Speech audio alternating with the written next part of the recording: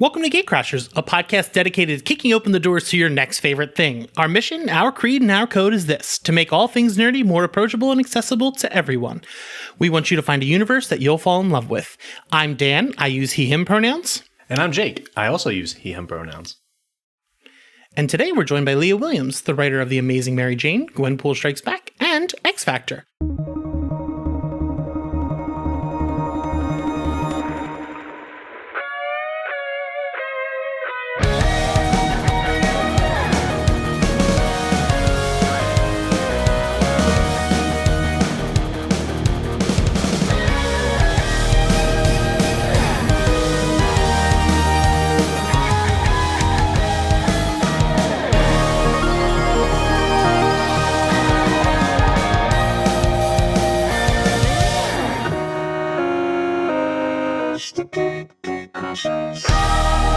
Leah, how are you?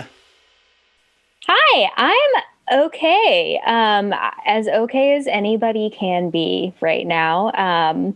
Just gonna be as honest about that right off the bat, because it actually relates to some of the questions that I'm gonna be answering and we're gonna talk about anyway. Yeah, well, I'm very excited to have you here. I've been excited to have you on here for a long time, and I'm just so excited to be able to talk about Mysterio with someone. So this is a big day for me. Oh yeah, I'm stoked to talk to you about Quentin too. I feel like we were talking about just his character history and like his existing canon over a year ago and having some great conversations about him. There's one thing that I'm obsessed with, and it's Spider-Man villains. I think actually Mysterio is over my shoulder on my bookcase. But before we get into that, as you know, we are hard-hitting journalists, so I did want to start off with a pretty hard question. What's your favorite sandwich? I don't actually know. I'm not sure I have a favorite sandwich. I don't think we ever had anybody hit us. I thought that was a joke in your questions that you sent me. I thought it was just a typo or something that you forgot to take out, because all it says is sandwich question mark. and like when I read that, I was thinking, no, I am not a sandwich. Okay, moving on. I don't have a pre-prepared statement for this. That's actually maybe the best response we've gotten so far. Most people will say Rubens. Oh, so many Rubens. Everyone loves Rubens, but do you have like a favorite food? Ethiopian food actually has been my favorite since I was a kid. I grew up in Oxford, Mississippi, and an hour north in Memphis, Tennessee, there was an Ethiopian restaurant that I would ask to go to on my birthday every year. And it is still like my birthday treat and favorite food ever. That's really interesting. It was what drew you to Ethiopian food? Like, where did you have that originally? I originally had it in Memphis, and what was this place called? I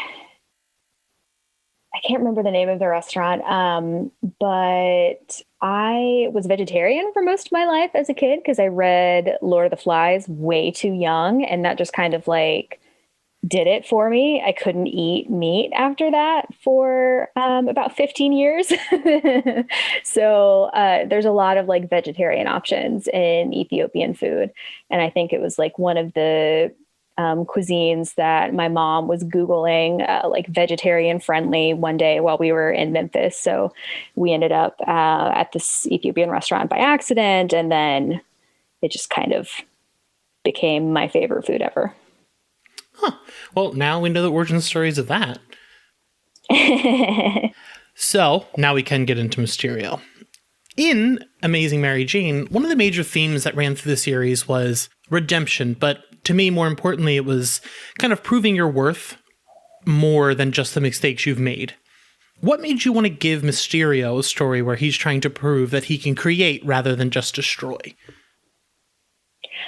I think that he's kind of uniquely suited to a story like that because he's demonstrated, time and time again that he is really creative and has lots of ingenuity in his designs and machines and the special effects and that kind of thing. Like it's a part of who he is. He loves creating. I think that, he is not the same kind of malicious as, other Spidey villains, or even just looking at Marvel villains as a whole. He is not like a genocidal maniac. He is somebody who honestly kind of reads as on the spectrum to me, and is misunderstood in ways that I find pretty identifiable and I'm sympathetic towards. So giving him a chance to create something in a healthy environment where he's never necessarily been encouraged to do so at this level was just a really exciting opportunity for me. And it read very well. I love the idea that a lot of Spider-Man's villains aren't true villains. A lot of them are crooks who are doing what they have to survive, or the only way they know how to make money is doing these things. Do you think that Quentin himself was indeed trying to give his fellow villains a purpose by giving them jobs on the set rather than just using them for their abilities? Oh, absolutely. 100%. Yeah. And this is actually something that I was thinking about when I was scripting it. It would be, this is an opportunity to not just give him somewhat of a redemption, but also as he's the person, he and MJ are, kind of at the top of the food chain on this film set, they're going to be able to give opportunities to people who would never otherwise have them, felons and criminals and villains and, all of these other figures that could use another chance. And it's something I didn't write down, but I did think was a really interesting thing was that he tells, I think she was the production manager, to give Mary Jane a production or a producer credit. Do you think he saw her more as a friend by the end of the series rather than just someone who was helping him? Oh, completely. Yeah. Their friendship was, I think after, issue 2 was when I really started to be oh my God, I love writing their friendship so much because they just play well off of each other. MJ is so bubbly and understanding and, fun to be around, that, that extends to even somebody as kind of bristly and abrasive as Quentin. And he can recognize that in her because it's not the kind of kindness he's often shown, that sort of understanding or patience. So of course, he, they click creatively and they have fun working together because, their creative relationship is really indicative of what healthy creative collaborations look like often, which is, there's no ego. It's about the art. It's about what you're making. So you kind of jump off each other's ideas and brainstorm and share energy and that kind of thing. So I saw the potential for their friendship right away and was so excited once we got there, and it really worked. And that brings me to my next question, which is something I find very particular about your writing is that your relationships are so nuanced that they have these kind of quirks and simple moments that bring such heart, and the fact that these people love each other. For example, the Mary Jane and Peter's 22nd dance party. You didn't have to include that, but that just goes to show that these people are in love and they have this connection that they'll do silly things because they're human. when writing romance or love in general, how do you approach showing these moments? I think it depends on the characters. Like a 20-second dance party between MJ and Peter, it feels right, but there would not be a 20-second dance party between, say, Daken and Aurora in X Factor. You know what I mean? Like they're very different people. So it's not so much that I approach, I have like a standard approach to romance as I do. I look at the character and try to get in their head and how they would approach things. And the 20-second dance party is something that I learned from Vita Ayala. So my best friends are Teenie Howard and Vita Ayala. And they're like fellow XMen writers. So we have a Discord server where we hang out and co-work all day. And I remember around the early stages of like first planning out The Amazing Mary Jane, Teenie and I were having like, for totally unrelated reasons, we're having kind of a bummer of a day. And Vita was like, all right, that's it. 20-second dance party. And they kind of like rallied the two of us into participating in this. And afterwards, like we both were so heartened and encouraged, and we felt better and we felt happier and we were laughing. And it's because we just like hopped on, like chat for a second, video chat, to have a 20-second dance party with each other. And it did the trick, and it was wonderful.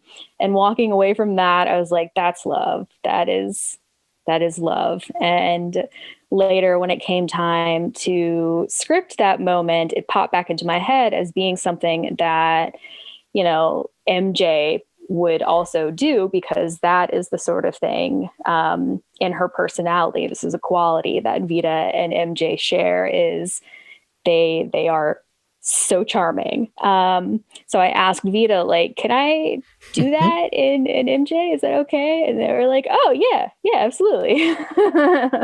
I love that so much. That made me smile so big.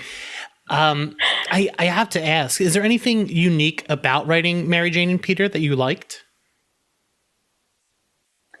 Yeah, I really, really loved the opportunity to, and I only wrote like a couple moments with Peter. This was really like an MJ centric piece. And what unless this is a question about them as a couple, are you asking me about writing them in a scene together?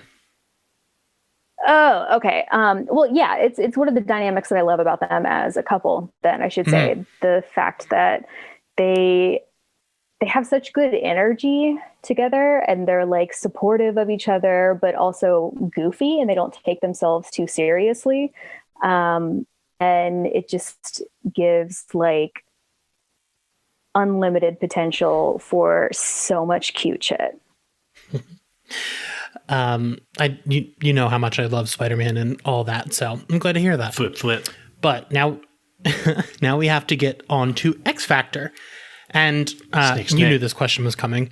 Without giving away the eventual return of Adam X the Extreme, what made you choose to bring him back on Mojo? I was looking for kind of the missing pieces of Krakoa, the people who hadn't been given a home yet on Krakoa. And I was thinking in terms of like who would be kind of taken advantage of the most in this like media-centric dystopia.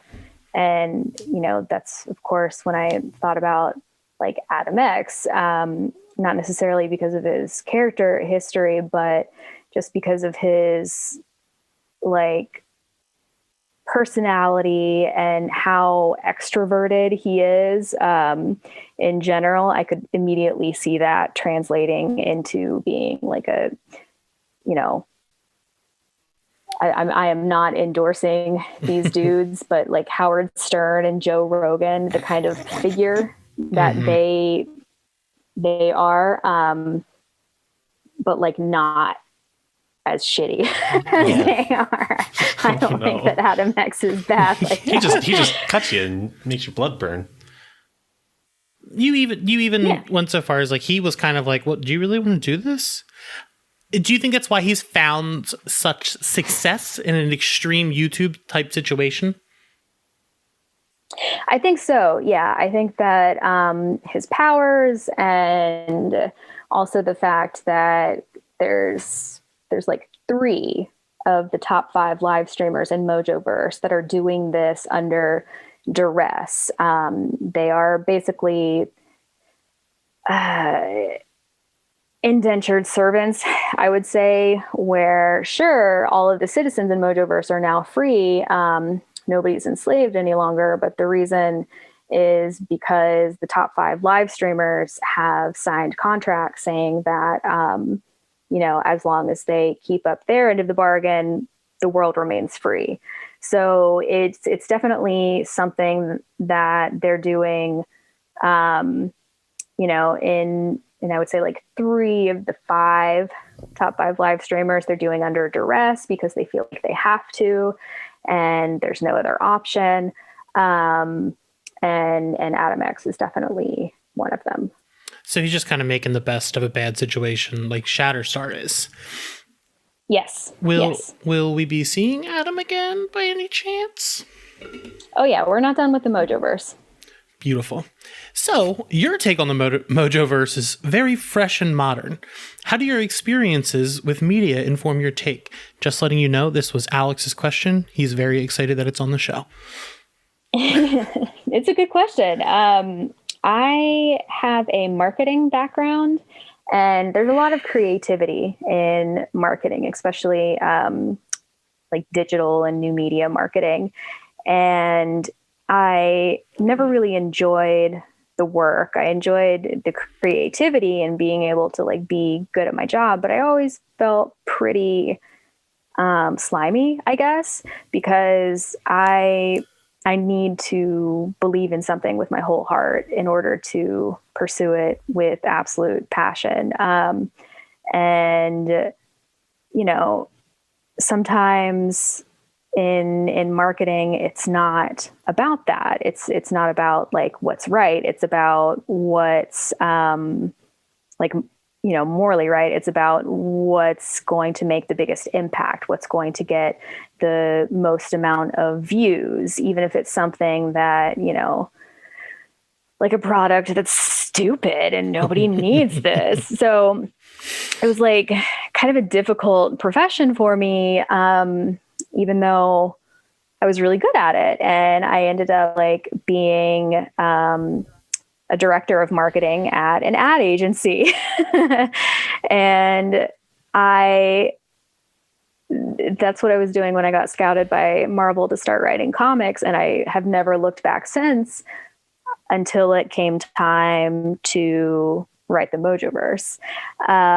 Looking at it like, because Krakoa, everything that we're doing, we are looking at what needs to be revitalized, what needs to be refreshed, what is the modern and authentic version of kind of like core concepts and mythology, what can be discarded, that kind of thing. And when I was looking at the Mojoverse, which was, created by Ann Nocenti in, let's say, 1985, I think, with a Long Shot miniseries, it's an absolutely harrowing dystopia that was inspired by like the works of mass communication specialists like Marshall McLuhan and Noam Chomsky, Walter Lippmann. And then over time, as mass communications evolved and it went from television to internet and that kind of thing, then the Mojoverse started to look more like a parody, something silly than something sinister, when it was always supposed to be an absurdist and awful parody to begin with. So that was when my marketing brain just like clicked in again, and it didn't feel the same way that it did back when I was actually working in marketing, because I was able to vilify it this time around and look at these things that I feared the eventual potential for such technologies like live streaming. And I remember, there being people when those issues first came out who thought that it was a little dark to use live streaming in such a way. And I'd be interested to know how they feel now after the riots were live streamed at the Capitol on January 6th. Yeah, I wow, I didn't even think of it that way, that so much has changed even since this issue came out. I've always thought a lot about Mojo as a character, just because I find him so interesting that he is this kind of meta-narrative on the effects of control and things like that with media. Do you think his intentions align more with like a regular villain like Dr. Doom or something? Or is he more so warped by the world and what their gauge for worth and success is there? I think that I think the latter half of what you said is closer to being an accurate summary of Mojo. I don't think that he's a typical villain. I don't think he's worthy of rehabilitation either, because I think he's a byproduct of, and it's by design. He is a byproduct of our world's, worst habits of Western consumption and mass communications and dishonesty through media. And I think that, as Americans have watched social media give people Nazi brain rot and lead to like this absolute epidemic of idiots and fascists, I think that if, we're being responsible storytellers, we need to keep updating the Mojoverse to reflect that, because that was Ann Nocenti's, brilliant intention with it in the beginning. And it can't, this is not a world that can stagnate. It needs to keep updating in order to be honest. Yeah. And like, not to cheapen the idea of it, but it just has to reboot. Like that's just how it is. So your modern era Mojoverse is way more relevant than I thought. Like I never took that narrative and placed it on the monstrosity of the world we're in right now. I have. Yeah. This is why you're writing the X-Men and not me.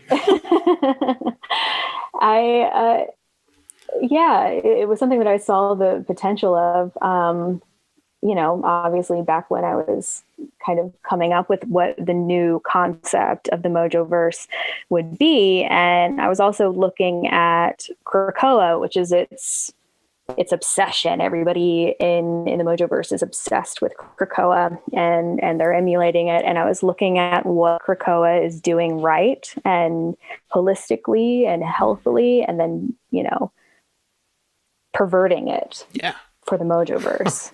Capitalism. So before we it's just capitalism. You gotta love it.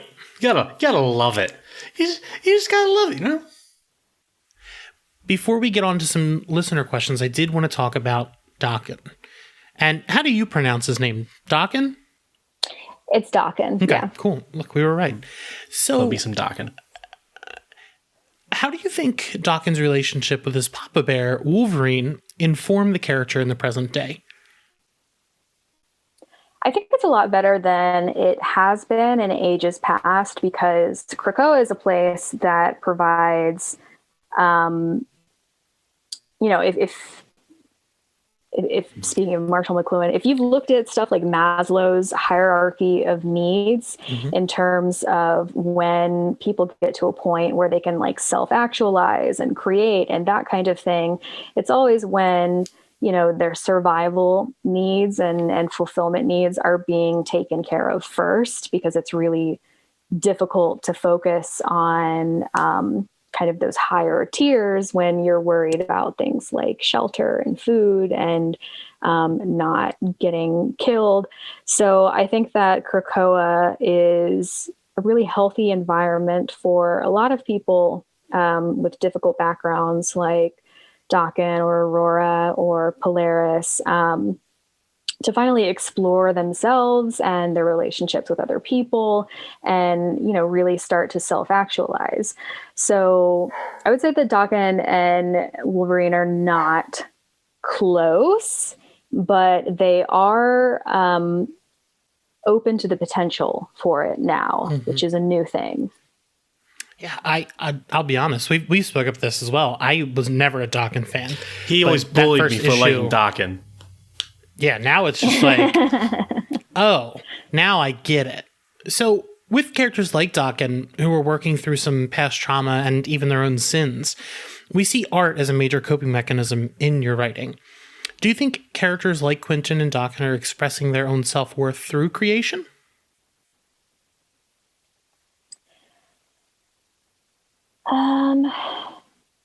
I think that it's different with these two characters we're using as examples, because with Mysterio, his relationship to art is, overtly canonical. He is a former Hollywood stunt guy. He's a filmmaker now. He genuinely believes in the potential of this media for art, for storytelling, and it is what he's comfortable with. I think that Daken's relationship is still with art is still probably in his head. He thinks that he is a very gifted killer. I do not think that he has the same kind of relationship with art that Quentin does. I think that when we see him, sketching on his walls, it's more like a hobbyist kind of thing, because keep in mind, he's like 90 years old. He is old, and has been around since like the 1940s, I think is when he was born. So I imagine over the years, he has picked up some underappreciated skills, such as charcoal sketching and that kind of thing. He's got a good eye and a steady hand. So of course he's going to have some innate ability in this arena, but I don't think he's at a place yet where he feels comfortable expressing himself through art the same way that Quentin does. With someone like Quentin, do you think there's a relationship between the things they've been through and the art they create? Even Daken, for sure, that he doesn't realize yet. With Quentin, for sure, definitely. I think that he is, looking at filmmaking as a way of proving his worth to the world, because he's always had difficulty communicating it himself. So he thinks, this is the way that I can translate my worth and who I am to the rest of the world, and then they will see me. I don't think that Daken has that at all with any artistic medium.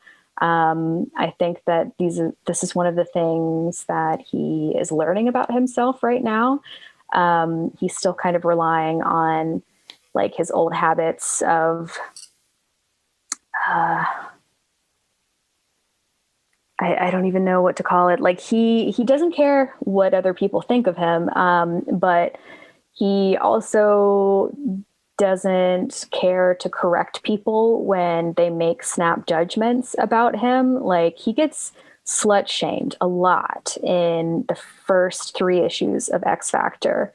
And it's not going to get addressed until X Factor 7 is the first time that he actually speaks up about how that makes him feel, because Daken is not a talk about my feelings kind of person. He just has never had that kind of life. And it has a lot to do with the way that he was groomed into, being a killing machine as he was a kid.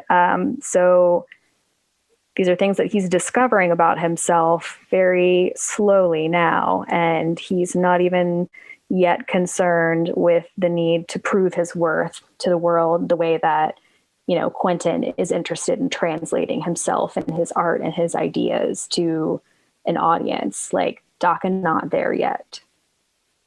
Wow. That's extremely powerful. Wow. I this is why you write the good books. Well, it's a good question. I think that it's really, really worth discussing, especially right now. Yeah. So before I get to a question direct for you, how do you script something like a display of power? Like how in the book David illustrates Rachel's power. Is that something you discuss with your artist, or is that something that you just tell them what's happening and they run with it? David and I talk about everything. We have a blast. We actually have a special X Factor Slack that we made just because we were blowing up each other's DMs so much about everything. And like, he's just my creative partner in all things on this. So what I will give him is like some sort of vague abstraction in terms of, if it's, we've discussed the visual aesthetic of every single like power display that you see, whether it's the mosaic of iBoy's power usage in X Factor 6 it debuts, or in X Factor 1 when we see Prodigy's like tech overlay, what he's getting through his smart lenses on his glasses. These are all discussions that I've had with David, and we've talked about how to differentiate one character from the next, and that kind of thing. With Rachel, there are like a couple different factors that go into her power usage. So we really love her hound tattoos, but, as another cast member who has just an inordinate amount of prior trauma in her history, like these tattoos were given to her against her will. They do not signify something she's necessarily comfortable with all the time. And it's canon that she psychically masks them sometimes, most of the time. Even if like, they look badass and I like seeing them. So the way that we worked it out with those is that when she's using her telepathy, we see the hound tattoos light up on her face as well as the person's face that she's like reading their mind of. And, it's become a kind of visual shorthand. And then her chrono skimming, because she is the only telepath who can do this, she can go back in time and psychically and sort through like the temporal vestiges of information that nobody else can access. It's all red because that's her like power color. It's she wears red. So it's red tinted whenever she's chrono skimming. So before we get to, we have a couple questions from listeners. What's your favorite gibbets that you own? And for listeners, a gibbet is a adornment for your Crocs. I don't know why I'm like this, but I only get Super Mario gibbets. So I like exclusively, I get Mario, Luigi, Yoshi, Bowser, Princess Peach. Like those are the only gibbets I abide by on my Crocs. It's me, Mario. The worst thing is that I knew this already. Oh man, I'm gonna buy my first pair. It's like you've inspired me. If you take anything away from writing X Factor, it's the fact that you got me to buy Crocs. So I'm thankful for that. Hell yeah! Oh, I'm gonna kick this over to Jake for some listener questions. Oh no! I'm just gonna buy him gibbets for everything now. All right, listener questions from Big Dad Energy. You know, that guy, Zach. Who in the X President of the Huh? What'd you say, Dan? President of the Comics XF Media Empire. Yeah, that guy who told us to ask David Yost if he can still do a flip. So his question is, who in the X office would you most... I forgot that was the question.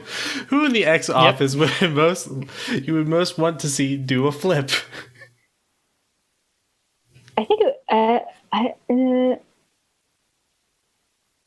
I mean, want to see me. I would love to be able to be that fit and like do a flip. You just gotta try. You gotta believe.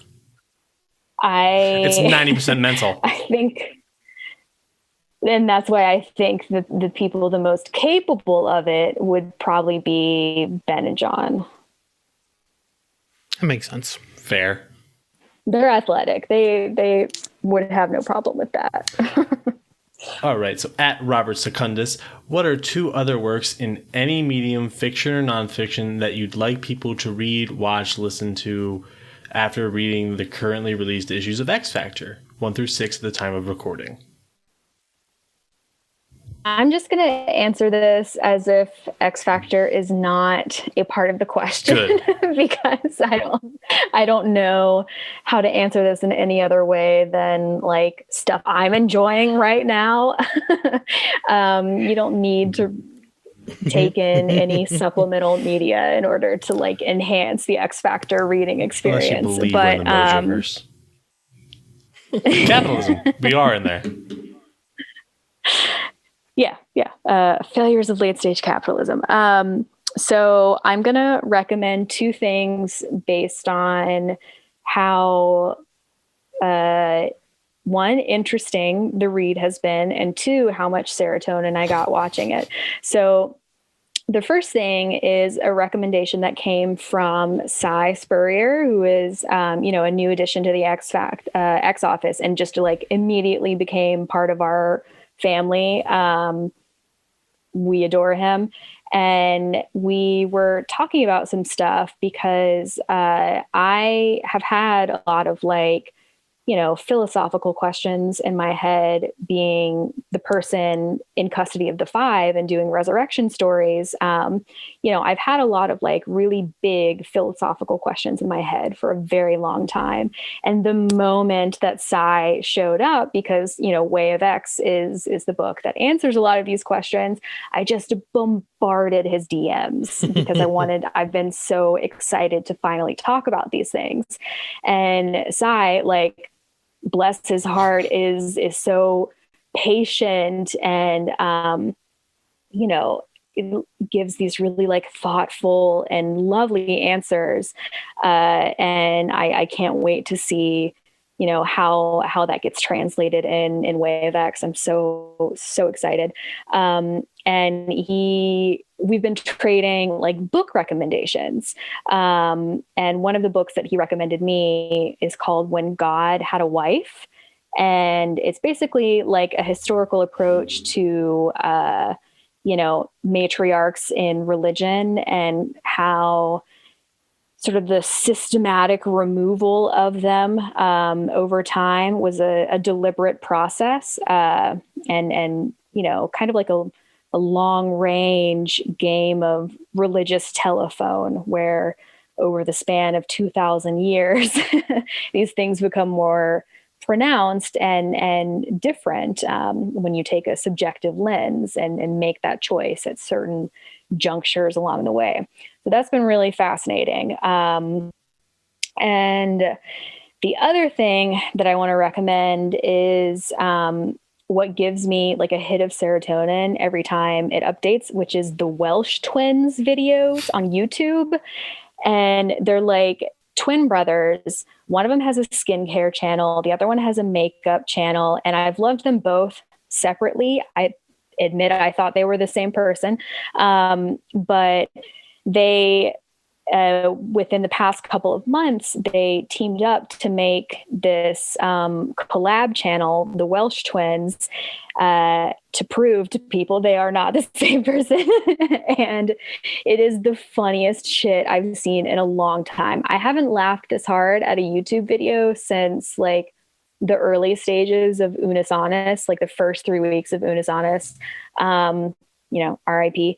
And I actually like recommended this video series to Teenie Howard too, writer of Excalibur, because I knew she would love it as well.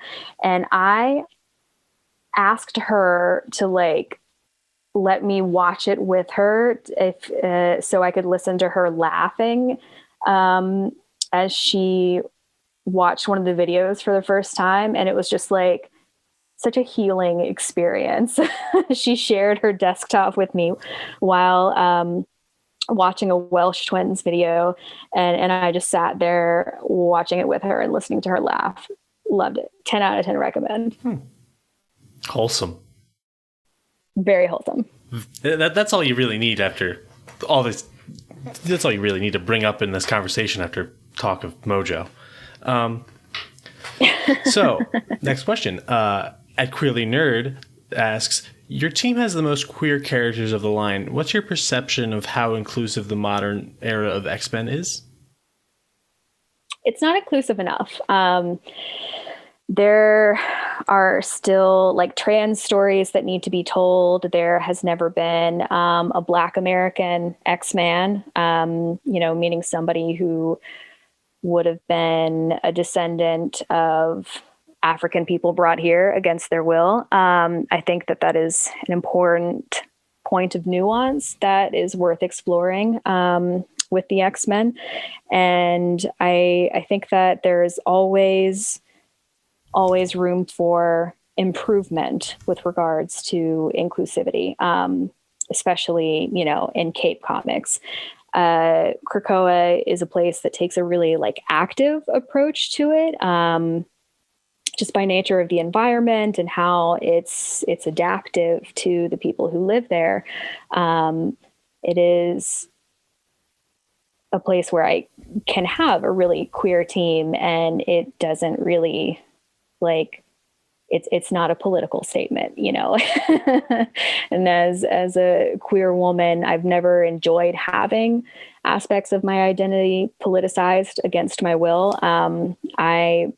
I don't want to tell coming out stories or, kind of rehashing the painful aspects of a queer experience, because that's what straight people find more palatable. They're more used to that. I personally have no interest in that. I just want like queer heroes doing their thing, being awesome. And I think that there's, lots and lots of ways that Krakoa is still expanding, and it's like a new place. It's this utopia that we are, as the X Office, are cultivating with purpose and intent for this very reason. All right. So Lucario2405 asks, 2 Daken questions. How do you handle his 2 names? He's widely known as Daken, and most characters and profiles use that. But in number 6, Northstar calls him Akihiro. Given his traumatic history with both names, which does he personally prefer? And the second question is, why does he sleep in a guest room? So going back to, what we were talking about earlier in terms of Daken's self-actualization and the fact that he's, for the first time thinking about these things, I think his name is very much going to become an aspect of this. It's a name that he chose out of rage and spite back when it was, a slur being used against him and his mixed race background. But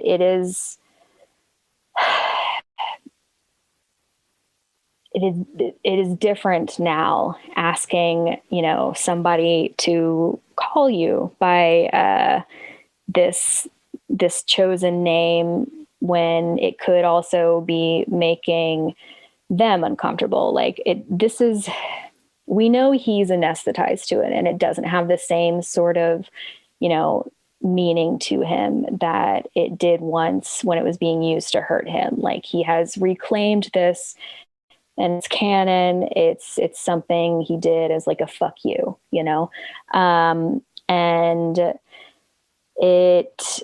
it is a different situation now when it is not being used as a fuck you. It is being used as his mutant name. So the opportunity to reevaluate that and kind of take a look at it and be like, is this really the legacy that I want? Is for sure a part of his Krakoan journey when he's figuring out all of these things in relation to himself. He's never had the kind of peace where he can ask himself these questions and take a look inwards at himself and his feelings and that kind of thing. But he has that now. And for the other question, the guest room question, both he and Aurora were treated as kind of like, temporary crashers at the Boneyard. So they're both inhabiting the two guest rooms. They've just kind of like taken over these spaces as their own, except in, Akihiro Daken's case, it is because North Star and Lorna, they didn't trust him at first, and they just assumed he would like get bored and leave and flake out. And with Aurora, it's because she convinced herself that she, was only going to be crashing here for a week or two, and then she was going to leave again and do her own thing. But they both chose to stay. Great characters. Love Daken. Always love Daken. At SAAS the second, given all of the X Factor, or that all of X Factor are living together, what are some of the terrible roommate habits? So another character who is self-actualizing for the first time is Polaris. She has like a terrible,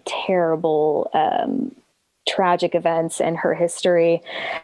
And she's really struggled a lot. And this is the first time that she's been given the opportunity to just like figure out who she is as a person. But in contrast to Daken, who is also doing this for the first time, she is not like 90 years old. So I think that she lives like a teenager. I think that she leaves dirty dishes in the sink. I think that she, doesn't clean up after herself the same way that somebody like Daken, who would get his ass beat if he did anything like that, is very, he is clean. He is fastidious about cleanliness. Lorna is not, because she's like having her, Rumspringa right now, that like Amish Girls Gone Wild thing. Like, she is living that. And I think that she's probably the worst to live with. But also, the Boneyard is her place. Like, this is her house she made that they're all living in. So they'll put up with like dirty dishes in the sink, or I think that she stays up too late and listens to loud music and that kind of thing. Lorna is who I'm saying on that one. And not that she'll always be that way, but that's like my current headcanon. She's testing boundaries. She also just keeps avoiding things out like credit cards and VHS tapes with their magnets. It's not fun. All right, this is my question. All right, if you had to build a Rube Goldberg machine, what would its purpose be? To punch me in the face in the morning so I get out of bed sooner. Love it. That's the quickest answer that I've ever received. Leah, thanks for coming on. Where can people find you, and what should they be buying? X Factor is in stores now. You can pick up with issue 6 and not having read the rest of the series, and we've just started a totally new arc, so it's a good time to jump on. And you can find me at Handacts with an E on all social media except Twitter, where I am My Monster is Chic, CHIC. And you can find us at GateCrashersPod on Twitter and Instagram, and at our website at gatecrashers.fan. We got some good things coming out there. Thanks for coming on, Leah. We'll talk to you soon. Thanks for having me. It's the Gate Crashers.